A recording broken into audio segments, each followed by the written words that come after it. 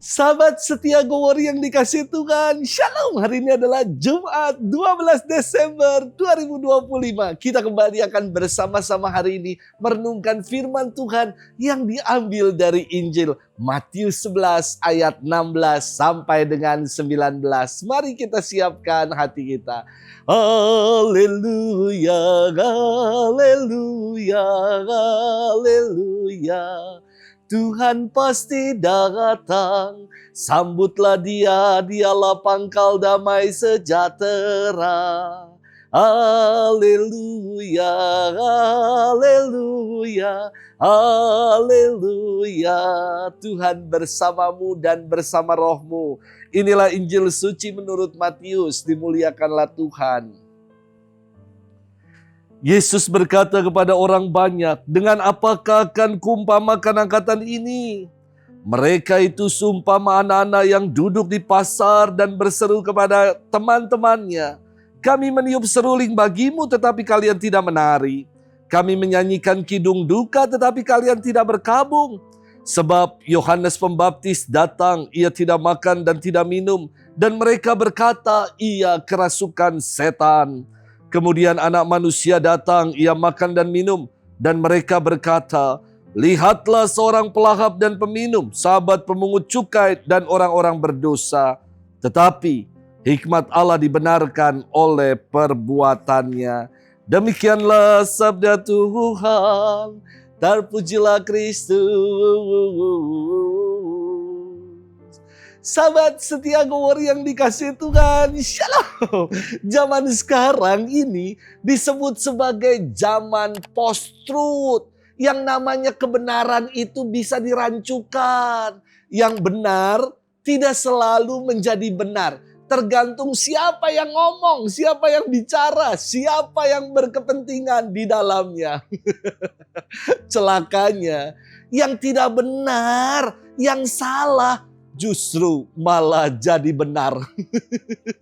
Hal ini sejalan dengan sikap manusia saya kira. Yang kadang hanya mau mendengar yang dia suka aja. Yang tidak suka ya dicuekin, tidak mau didengarkan, dianggap begitu saja, nothing. Gowori ini juga saya kira hanya didengar bagi yang mau aja, yang suka aja, yang gak mau ya udah di skip aja. Sahabat setia Gowori yang dikasihi Tuhan, dalam firman hari ini Yesus mengumpamakan angkatan di zamannya seperti anak-anak yang duduk di pasar dan berseru kepada teman-temannya, kami tiup seruling, tetapi kalian tidak menari. Kami menyanyikan kidung duka, tetapi kalian tidak berkabung. Perumpamaan ini hendak menyinggung orang-orang Yahudi yang kekanak-kanakan, yang tidak mau mendengar pewartaan Yohanes Pembaptis dan menolak Yesus. Mereka berlaku seenaknya sendiri saja, sesuai selera mereka dan semau-maunya.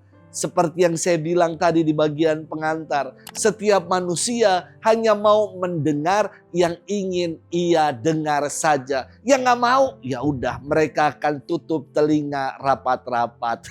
Perumpamaan ini mari kita renungkan. Ngapain anak-anak nongkrong, duduk-duduk di pasar dan meniup seruling?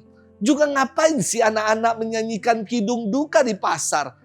Sesuatu yang tidak pas. Pasar itu kan bukan tempat pesta ataupun rumah duka. Maka Yesus melanjutkan sabdanya dengan berkata, Yohanes Pembaptis datang. Ia tidak makan dan tidak minum. Namun dibilang kerasukan setan. Kini datang anak manusia, makan dan minum. Dibilang orang pelahap dan peminum. Inilah mental kekanak-kanakan yang semaunya sendiri saja. Gak peduli dengan yang lain dan memusatkan kebenaran hanya pada diri sendiri saja. Memonopoli kebenaran bagi diri mereka saja. Sahabat setia Gowori yang dikasihi Tuhan.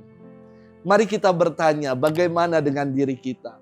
Apakah kita macam orang-orang Yahudi di zaman Yesus yang mau menang sendiri saja? Yang hanya mau mendengar apa yang kita dengar saja dan menolak pewartaan kabar sukacita Tuhan?